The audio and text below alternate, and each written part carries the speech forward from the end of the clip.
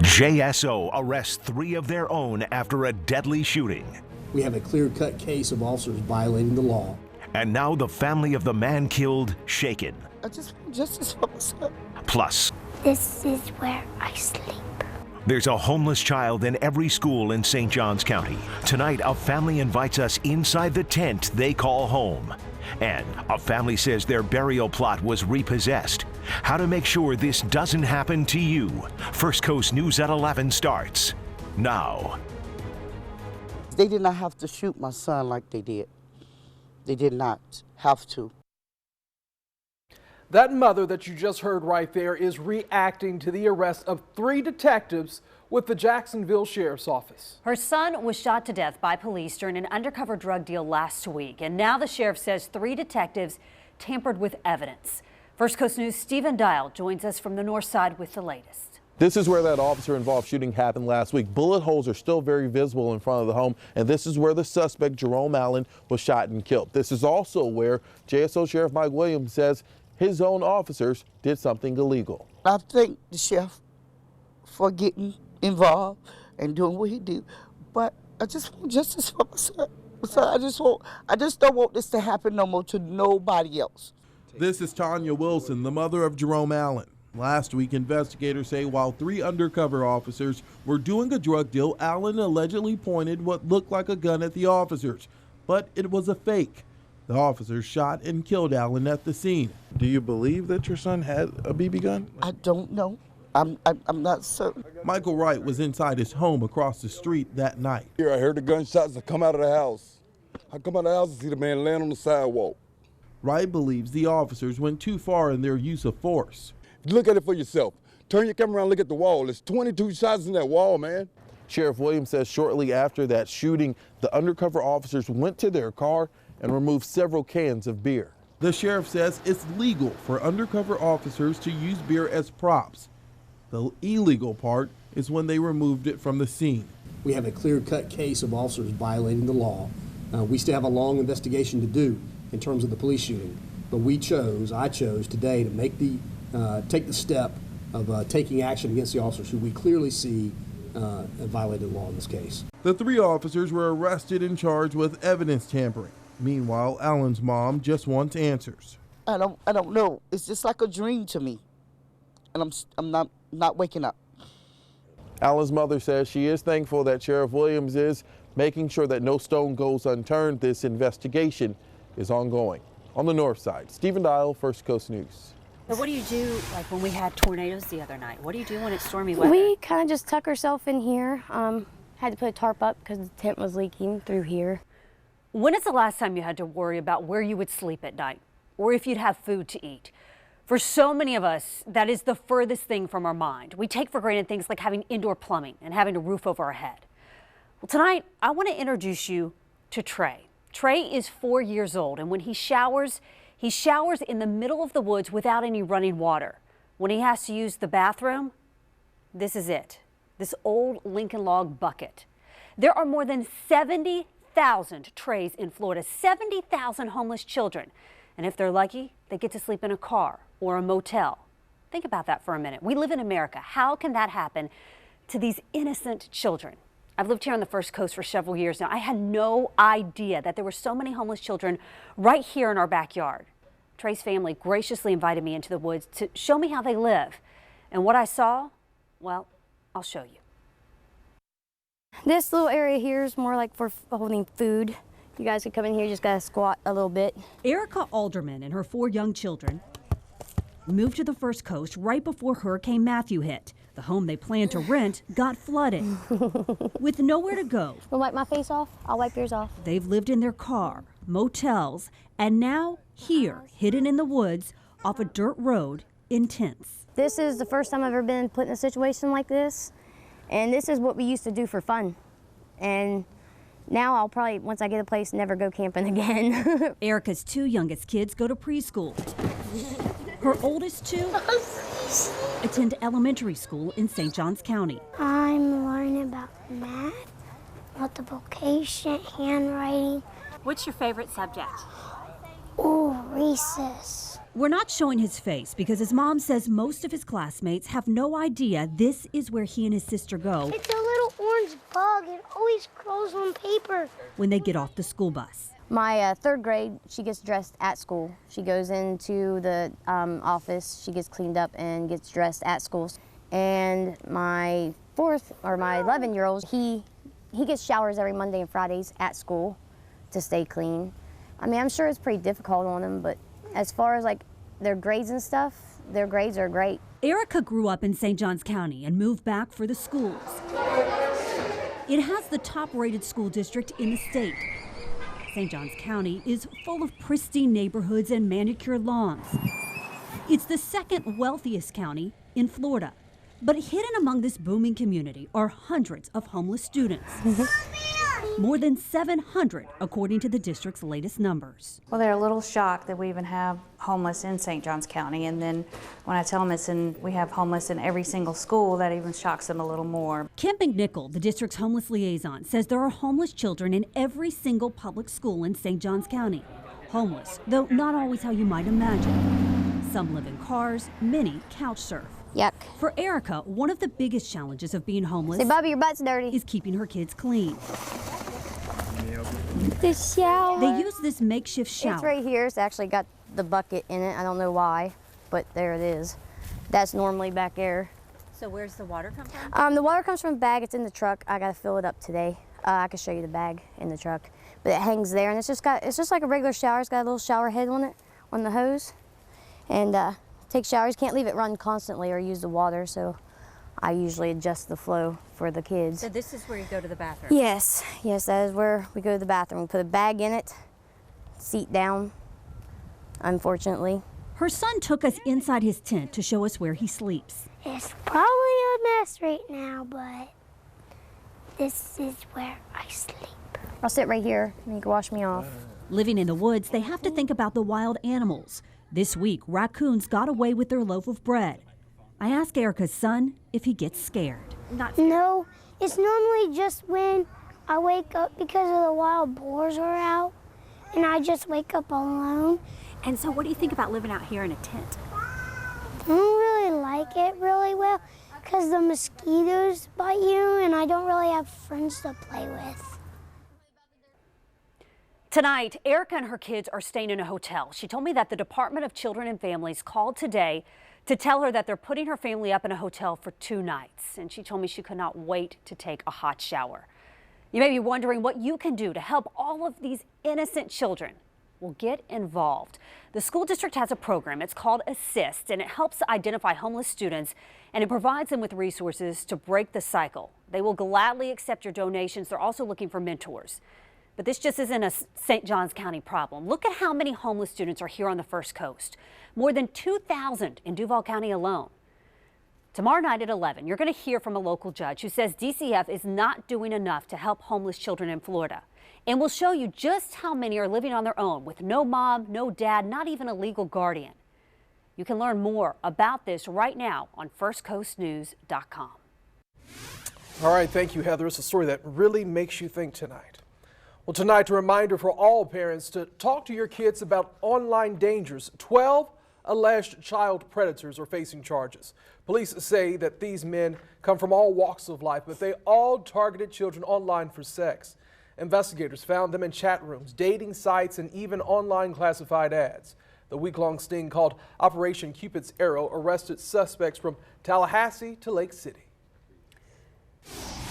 New tonight, a terror plot foiled with the help of the Jacksonville FBI office. The FBI has arrested a man they say planned to bomb Target stores from New York to Florida. Investigators say that this man right here, Mark Barnett, created at least 10 bombs.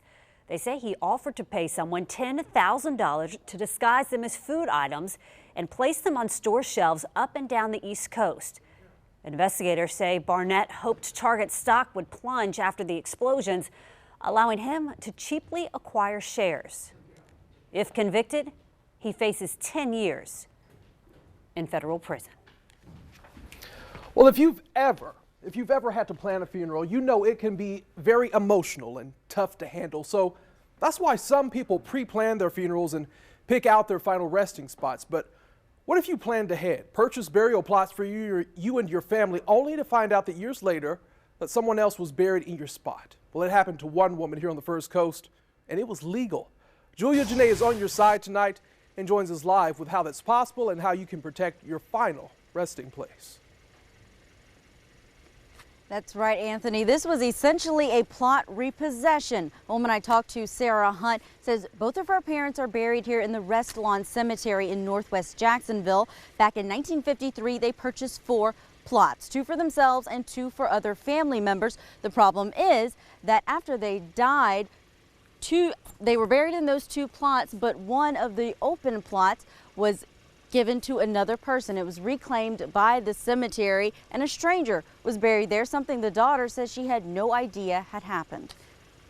I just don't know what other options there are. These plots have been in Sarah Hunt's family a long time. Family was very important to them. Her father, Augustus Bell, a World War I veteran, passed first in 1960. I was only 15 when he died, so it was very tragic. Her mother, Effie, passed in 2008. My mother lived to be 2 weeks short of 99 years old. A long life of believing she'd secured resting places where she would be surrounded by family. My sister and I came out to put flowers on our parents' graves, and we noticed that the earth had been disturbed. Someone recently buried on her family's plot property. We have no idea who it is. The cemetery says the spot was reclaimed. Florida law considers it abandoned if it hasn't been used for 50 years. Had no idea that we needed to do that. I mean, you think that you buy something and it's yours in perpetuity, but it is not, obviously. Record keeping that wasn't necessarily what it should have been. Mark Riposta, the owner of Rest Lawn, says mistakes were made before he took over the graveyard in 2013. He says reclaiming a plot is legal if a certified letter doesn't get to the owners. Then we look up the most recent address that we have on record, which is why I suggest people go and contact their cemeteries to update the records. It's good for them, it's good for the cemetery. Riposta says he's offering to relocate Hunt's family to new plots that replace the old ones. A decision Hunt says is difficult and somewhat painful to make. I feel badly about it. That's not the issue here. It's that they took something from us that can't be replaced. Of course, a very sensitive issue when we're talking about a final resting place. All the more reason to make sure you take those precautions now. Keep in contact with the cemetery where you've purchased plots. Ownership may change over the years. Riposta says at this one of many cemeteries that he owns at this location, he's run into that problem a lot where he has had difficulty finding the owner of older purchased plots. Reporting from Northwest Jacksonville, Julia Janae, First Coast News. Sorrow was the overriding theme of today's El Faro testimony. A former crew member of the El Faro questioned why the ship's owner did not do more to protect the crew. He's one of many to speak during the final days of the hearings. The hearings aim to figure out what caused the ship to sink back in the fall of 2015. Seaman Marvin Heerman testified this week that the manager often called the ship to tell captains to slow down and conserve fuel, but did not call to warn of the impending storm. The hearings are scheduled to wrap up tomorrow in downtown Jacksonville. A Georgia firefighter is defying all odds tonight. I wish I could think of the words to express how happy I am. The steps he's taken after being told he would never walk in. An amazing story, plus a Florida driver finds a slithering surprise in his car. You will not believe how huge this snake is. Oh, I believe it, and I don't want to see it. Well, after a frosty start tomorrow morning, bright and sunny during the day, but on Saturday, clouds over the Gulf headed our way. We'll have a closer look. This week, an artist from the Big Apple is making a Jacksonville building his canvas. He's hoping to transform Murray Hill into a more beautiful place to live. And today, we caught up with him as he went to work. Honey Rodriguez spoke to residents who are very excited about this project. There's something unique about Murray Hill. Those who live here and visit tell me what they love the most is the culture, the music, and its artwork. And the newest addition is pretty hard to miss. This one in particular just caught our attention. It's super cute and it has a very loving, happy feeling. Heather Nuanez, who lives in Murray Hill, says one of her favorite things to do is look at all the artwork. This mural incorporates the main characters from the cartoon Calvin and Hobbes and is now the 5th to go up in this 100-year-old town that Nuanez calls home. It really has a cool little eclectic feeling. And she's not the only one who thinks so. Murray Hill and the music. The little coffee shop down there is great. And so is the artwork. The artist from New York City, known as Jerkface, says he feels honored to display his work in Jacksonville. Really a good feeling to know that, you know, the public appreciates it as much as I appreciate what I'm doing. And they look really nice, adds to the culture of the area. I mean, it's pretty cool to see stuff like that. Walls filled with color, and for some, hope. I think it adds to Jacksonville as a whole and makes our community stronger. In Murray Hill, I'm Hani Rodriguez, First Coast News. Very interesting. A Georgia firefighter and medic is defying the odds after being shot 14 times, being told he would not be able to walk again. Eddie Baker was shot outside his home in December of 2014. That shooter is now serving a life sentence. Baker said the bullets hit him in the chest, spine, and arm, and he suffered a broken femur, shoulder, and 7 broken fingers. Doctors gave him a grim report, but the 11-year veteran would not take no for an answer, crediting his faith and now his daughter with encouraging him to fight. She always thought that I was going to be able to come back, and she would tell me every day, you know, sick of you sitting around here, it's time to get up and do your exercises. Baker went through 2 rigorous years of rehab and finally was able to return to the firehouse that you see him at right there. And he says he is thrilled to be back doing what he loves, a job he's had a passion for since he was a little boy. Always have hope. That's right. A South Florida driver was rattled this morning after a snake crawled into the engine of his car. Okay, that's not all. When police arrived on the scene, this is in Davie, Florida, a 10-foot python had already slithered its way into the car itself. So it took 3 officers to finally get that guy out. One of the officers later posed, you see here in this photo, the snake itself even posed for a little snapshot right there. Police say they turned that snake over to a reptile shop. But can you imagine that being inside of your car? What would you do? My car would be the snake's, the python. He could have it. Right. He could drive We'd be running the other way, right? I'll sign over the title and everything to him. That's incredible. Well, with that said, I do need to share that what the snake experts tell us this time of the year is because this is the driest time, not just in South Florida, but here, that snakes during the days are on the move. But then at night, like a night like this where it's frosty, they're going to find warmer spots. So tomorrow morning, maybe give yourself a little extra time. If one's in my car, I just don't want to see it. I don't want to know. I hope it slithers out before I see it.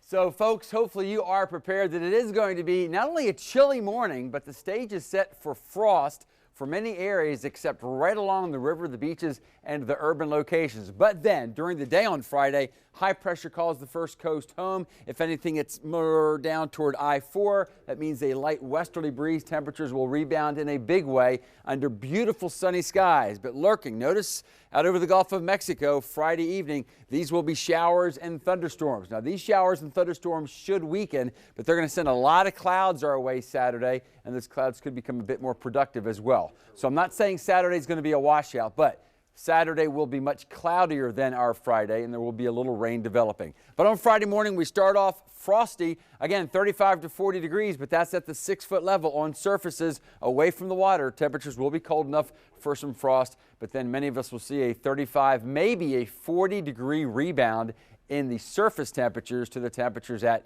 about 6 feet. And that's throughout all of the first coast, not just the Jacksonville metropolitan area. Notice as we head north and west of the Okefenokee down to, well, cold enough for widespread frost, but an afternoon high near 70 degrees, pretty similar up around Camden and Glenn counties, out toward the Suwannee, and even as far south as Interlochen. Now, right along the river, beautiful Palatka, even on the other side there in East Palatka, you'll probably be without frost, but you go a little farther west out there toward Interlochen, it might start out with some frost, but then afternoon highs of 72 to 75. The beaches will have a land breeze until about 2, so even the beaches will make it up to 70 before the sea breeze develops. For those of you that do have time to do some angling, we're hearing it's pretty hot out there, that is, at least as far as the fish are concerned, and the lightest winds of the next 4 will be tomorrow, so that would be your day. So on Saturday, Greek festival, monster trucks, and again, a cloudier day, but I think just a few showers possible late in the day. On Sunday, any showers should be ending by dawn, and then what I think it's going to be a groovy Sunday afternoon. We're going to take a break and we'll be right back. Ladies on winning this